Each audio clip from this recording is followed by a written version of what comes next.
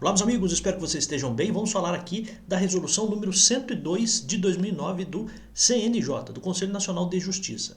Assim como estou fazendo com outras resoluções e com outros textos que o seu edital traz como indicação de link, né? Então você está percebendo aqui, ó, até coloquei aqui, tem o link certinho de onde você vai encontrar isso. Me parece adequado que a gente vá até o link para de fato verificarmos o que de fato pode ser ali interessante para fins de concurso. Pois bem, fiz também, como fiz nas outras resoluções e tal, no plano estratégico lá do TJM, fiz alguns grifos do que me parece mais relevante para fins de concurso, sempre entendendo algumas coisas. O que poderia ser perguntado no concurso, o que seria cabível de ser perguntado no concurso, e além disso, o que desperta a atenção de um examinador como examinador da VUNESP. Então, sempre olhando com esse enfoque, tá bom?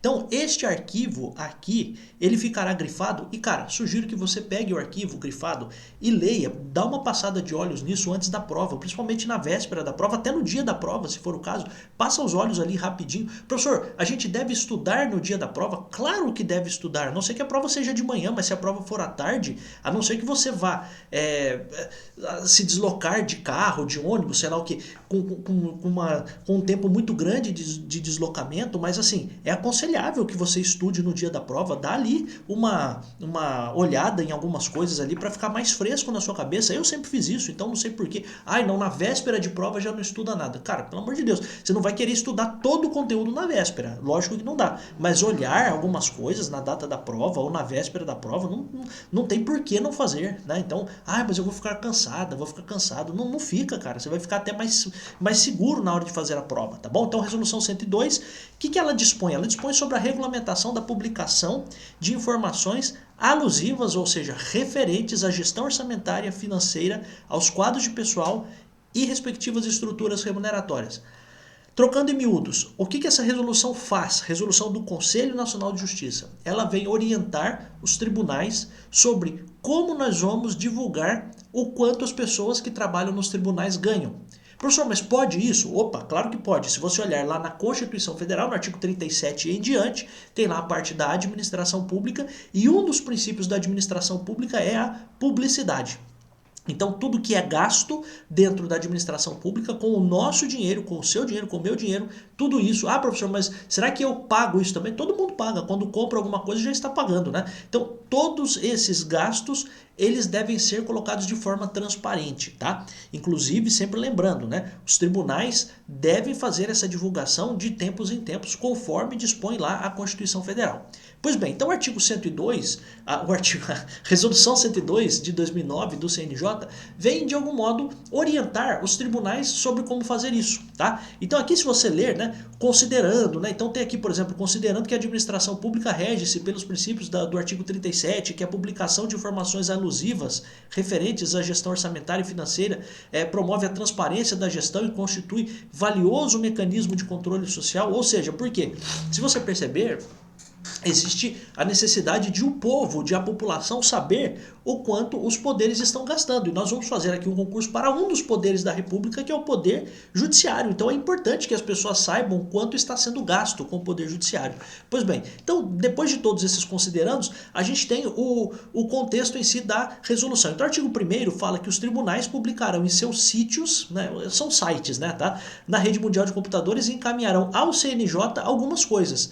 Os dados de sua gestão orçamentária e financeira, as informações sobre as estruturas remuneratórias, quantitativos de pessoal efetivo e comissionado, relação dos membros da magistratura, relação dos empregados de empresas contratadas, relação dos servidores que não integram o próprio tribunal, né? Então, veja, uma ordem, uma determinação para que os tribunais coloquem no site e também encaminha ao CNJ o quê? O quanto gasta. Então, informações sobre gestão orçamentária, informações sobre como é a escala de recebimentos ali. Então, estrutura remuneratória é isso. Então, pense, olha, aqui nesse tribunal a gente tem o escrevente técnico judiciário e ele é dividido em 15 subníveis. Então, nível 1, 2, 3, até chegar no 15, ou nível A, B, C e assim por diante. Então, qual é a estrutura remuneratória? Quantas pessoas tem ali? Quantas pessoas são efetivas, ou seja, concursadas? Quantos são comissionados? Você sabe que é menos comum que exista nos tribunais de justiça servidores comissionados, embora possam existir em alguns casos, tá? E veja, o comissionado puro, que é aquele, só fazendo aqui agora um paralelo com a Constituição, né? Então aquele cargo em comissão puro, que é o cargo que a pessoa vai ocupar a atribuição de direção, chefia e assessoramento e que não precisa ter vínculo anterior, não precisa nem ser servidor. Então isso é possível também dentro de tribunais, né? Agora, isso é menos comum, tá? Então, relação de quem são os membros da magistratura aqui, ou seja, quem são os juízes, os desembargadores, os ministros, né? Por exemplo, ministro do STJ, ministro do TST e assim por diante, e relação dos empregados das empresas contratadas e quem ali está trabalhando que não é integrante, né? Você sabe que em municípios pequenos ou em locais com menos servidores, por vezes o Tribunal de Justiça solicita o auxílio de outros órgãos públicos. Por exemplo, já vi casos em que o Ministério Público, inclusive, requisita servidores da polícia ou servidores de uma prefeitura municipal para comporem ali os seus quadros. E assim a mesma coisa com o Poder Judiciário, tá? É claro, não é o adequado, mas por vezes não tem o que ser feito e até que se preencham as vagas a gente coloca ali quem não é do quadro próprio, tá? Então só um parêntese, né? Então tudo isso precisa ser divulgado, tanto nos sites dos tribunais como no CNJ. Pois bem, a página inicial do sítio, ou seja, do site de cada órgão, deve conter ali um ícone chamado transparência. Então você vai abrir o site de um certo tribunal, vai ter lá, logo na entrada, na página inicial, algum ponto que vai ter um ícone lá de transparência, tá? Para que as pessoas tenham acesso a tudo isso. Pois bem, aí a própria resolução vem trazendo aqui algumas nomenclaturas, né? Então ele diz o seguinte: olha, o que são despesas com pessoal e encargos sociais? São despesas de custeio relativas aos servidores ou empregados dos órgãos. Beleza, então essa despesa de pessoal e encargo social, por exemplo, se você abrir lá o portal da transparência ou o ícone de transparência do site do tribunal, o que estiver lá assim, despesas com o pessoal, você já vai saber que é o quê? O quanto gasta com servidores, tá? Esse é o ponto, tá? E ali, despesa com pessoal ativo, ou seja, quem está trabalhando, e também pessoal inativo e pensões, então os aposentados ou pensionistas, tá? Outras despesas de custeio. Então, o que vai ter, né? Então, as informações, ó, para os fins das informações a serem prestadas. Ou seja, que informações vão estar lá no portal da transparência? Despesas com pessoal, e aí despesa de pessoal, entenda, pessoal ativo, inativo e pensões. Outras despesas de custeio, você vai perceber, né? Ou seja, o que é utilizado para custear a máquina pública, então aquelas que são necessárias à manutenção dos serviços anteriormente criados, e aí você tem até alguns detalhamentos, né? Então, vários auxílios, né, que são pagos aos servidores. Então, veja, o quanto de fato se gasta com o servidor, você coloca nas despesas com o pessoal. Outras coisas, esses auxílios todos, auxílio transporte, auxílio alimentação, auxílio creche, assistência médica, etc. Tudo isso, ó, aluguel de imóveis, né? Indenizações de ajuda de custo, transporte, auxílio moradia, tudo isso, ó, serviços de água, esgoto, tudo isso é o que a gente chama de custeio, despesas de custeio. Ou seja, é aquilo que você paga para manter aquilo funcionando, tá? Vamos assim dizer, tá? E claro, você inclui ali os auxílios que são pagos aos servidores, tá? Então tem tudo aqui, não precisa decorar, tá? Eu acho que é meio que até intuitivo você pensar sobre o que seria isso, né? Então o custeio é isso, é o que você gasta para manter aquilo funcionando, né? Então, por exemplo, na sua casa, o que é despesa de custeio dentro da sua casa? Energia elétrica, gás, despesas de água e esgoto, se for o caso, internet, se for o caso, Netflix, sei lá. Então, o que mantém a sua casa funcionando? Isso são as despesas de custeio, tá bom? Então, tudo que você paga independente de qualquer coisa, tá? Ah, e se você tiver uma pessoa que trabalha ali para você, uma empregada doméstica, né? Uma secretária do lar, sei lá o nome que você dê, o que você tem ali? Você tem despesa de pessoal e encargos sociais. Então você paga essa pessoa, registra, porque tem que registrar, paga essa pessoa, registra, e aí os encargos sociais, INSS, FGTS, você recolhe, esses são os encargos sociais, tá? Essa é a ideia, tá? E no tribunal a mesma coisa. Outra coisa, despesas de investimentos. O que são essas despesas? São despesas de capital referentes à construção e ampliação da infraestrutura física e operacional. de cada órgão, né? Então, construção e reforma de imóveis. Então, você está fazendo agora um quartinho no fundo da sua casa. Isso é uma despesa de investimento, porque você está fazendo uma despesa de capital, que a gente chama. Por quê? Porque você vai aumentar o valor agregado da sua casa. Quando você faz lá uma piscina na sua casa, por exemplo, né, você depois pode vender a sua casa por um valor maior. É a mesma coisa aqui. Então, despesas de investimentos, então aquisição de material permanente. Aqui você colocaria aquisição de veículos também e tal. Outras aqui não me parece muito a cara de um concurso, né? Despesas com inversões financeiras são despesas de capital que implicam a aquisição de imóveis e participações em empresas e empreendimentos passíveis de alienação posterior. Então, a aquisição de um imóvel ou bens de capital já em utilização que depois você pode vender, né? Mas assim, para a gente aqui não me parece que isso aqui teria muito interesse para concurso. Agora, esse aqui... O item sexto me parece que é interessante, porque isso aqui é a razão de ser, por exemplo, de um tribunal. Ó, receitas. Quais são as receitas de um tribunal? Né? Porque você fala assim, pô, por enquanto eu só estou vendo despesa, só estou vendo gasto, só estou vendo o que está, de fato, saindo. Né? Então, estou gastando para comprar o carro, estou gastando para reformar, estou gastando para pagar o servidor. E como que entra o dinheiro? Então, receita é o que a gente vê como entrando. Né? Então, o que entra, né? Na sua casa é o seu salário, ou o salário do seu marido, da sua esposa e dos seus filhos, seja lá o que for. Né? Então, receitas são os ingressos de recursos diretamente arrecadados pelo órgão em cada mês. Então, receita é o que o próprio órgão arrecada. E aí, veja só, quais são as receitas? E aqui me parece que poderia estar uma pergunta de concurso. Quais são as receitas do tribunal, de um tribunal? Recursos a título de custas judiciais. Então, as custas judiciais são recursos, são receitas que vão fazer com que o tribunal possa se manter. Taxas judiciárias, a mesma coisa. Recurso a título de serviços extrajudiciários. Professor, o que é isso? Então, por exemplo, quando você vai lá no cartório reconhecer firma, uma parte daquilo vai para o tabelião, para o dono do cartório, uma parte vai para o Tribunal de Justiça. Então, isso são recursos a título de serviços extrajudiciários e também outros recursos conforme previsão em leis específicas. Então, existe o repasse anual do orçamento para o Poder Judiciário. Tá? Então, qual é o ponto aqui? Isso aqui me parece bem interessante. Então, quais são as fontes de receitas do Poder Judiciário? São recursos recebidos por custas judiciais, taxas judiciárias, serviços extrajudiciários e recursos que são repassados conforme previsão em leis específicas. Então isso aqui você chama de receita. Por quê? Porque isso é feito a cada mês. Então todos os meses você tem ali a receita, tá?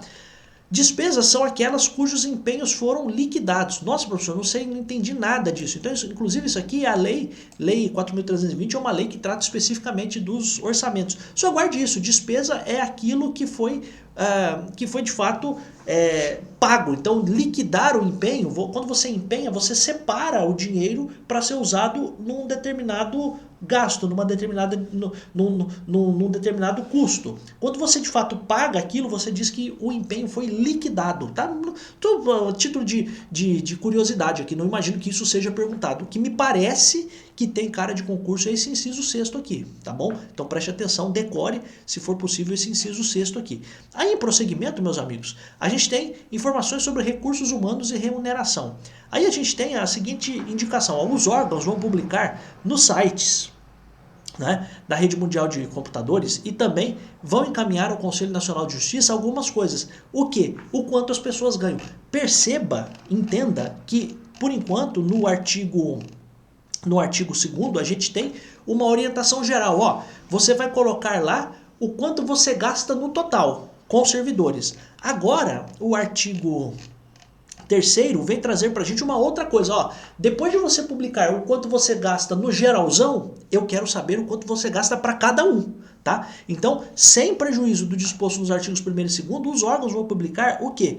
Encaminharão vão manter nos seus sites na internet e também vão encaminhar ao Conselho Nacional de Justiça informações, estruturas remuneratórias dos respectivos quadros de pessoal efetivo, dos cargos e funções comissionadas e os subsídios dos membros do Judiciário e demais agentes públicos. Ok, os quantitativos de cargos efetivos, beleza, tá tudo certo. E aqui tá o ponto, hein?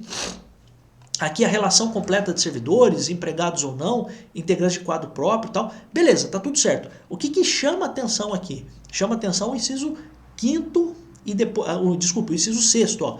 vai publicar, os tribunais vão ser obrigados a publicar as remunerações, as diárias, as indenizações e quaisquer outras verbas pagas aos membros da magistratura e servidores. Professor, então quer dizer que eu vou ser um membro do Poder Judiciário, um membro não, mas vou ser um servidor do Poder Judiciário e o quanto eu ganho vai estar disponível para todo mundo saber? Vai!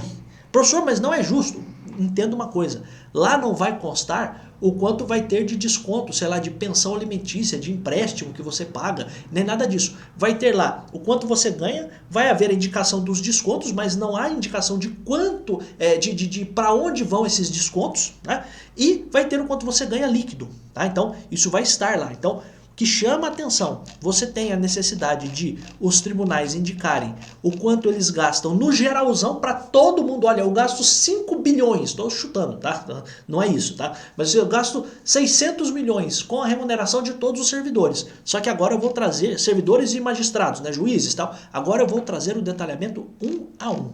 Então, individualmente, o quanto eu gastei para cada um. Isso precisa estar constando. Então, o inciso 6º chama muito atenção, porque você precisa ter esse detalhamento, inclusive com identificação nominal do beneficiário. Então, o nome da pessoa e a unidade na qual ele presta os seus serviços. Então, veja só, você não pode invocar aqui o sigilo, né? Então, o meu direito individual, a minha privacidade. Se você é servidor público, você não tem direito à privacidade como qualquer outra pessoa tem. Fui procurador da Fazenda Pública e a minha remuneração estava lá no portal da transparência. Atualmente sou assessor jurídico, analista jurídico do Ministério Público e tem lá a minha remuneração. Só você procurar lá que você vai achar. Vai digitar, vai procurar e uma hora você vai achar. Então qual é o ponto aqui? A mesma coisa para o Poder Judiciário. Precisa haver essa indicação. Quanto ganhou e remuneração, diária, indenização, tudo que entrou para você, com a indicação do seu nome e onde você trabalha, tá bom? Então esse é o ponto, tá? Isso é muito importante, porque isso aqui é uma coisa que você pode falar, pô, mas será que é isso mesmo? Será que tá certo? Não, está certo, tá? Aí, olha só, o que vai constar, né, para fins do artigo 6º aqui, né? O que vai constar? Tem um ponto aqui importante, ó. Os auxílios todos, né? Se você tem função ou cargo comissionado, o quanto você ganha, tal, beleza, né? Mas eu quero que você seja concursado, né? E vantagens eventuais. E aqui estão, por exemplo, ó, abono constitucional de 1/3 de férias. Então, 1/3 de férias, indenização de férias, antecipação de férias, gratificação natalina, que é o 13º, antecipação do 13º, horas extras, né, serviço extraordinário, substituição e pagamentos retroativos. Então, tudo isso vai constar, tá? Então, por exemplo, se você ganha acima do teto, o quanto que foi retido por conta de você ganhar acima do teto constitucional. Teto constitucional é o quanto ganha o ministro do Supremo. Então, imagina que você vai ganhar alguma coisa acima do ministro do Supremo. Então, vai ser retido aquele valor, tá? Então, essa é a ideia. Para servidor é mais difícil isso acontecer. Geralmente isso acontece para juízes, né, para magistrados. E aí, olha só, nas publicações das informações que a gente está falando aqui de remuneração, as unidades administrativas ou judiciárias que tenham menos de 20 servidores deverão ser agrupadas a outras de mesma natureza e hierarquia. Então, se você tiver menos de 20 servidores, você deve juntar com outras unidades, tá bom? Então é só isso a informação. E os tribunais de justiça aqui me chama a atenção, né?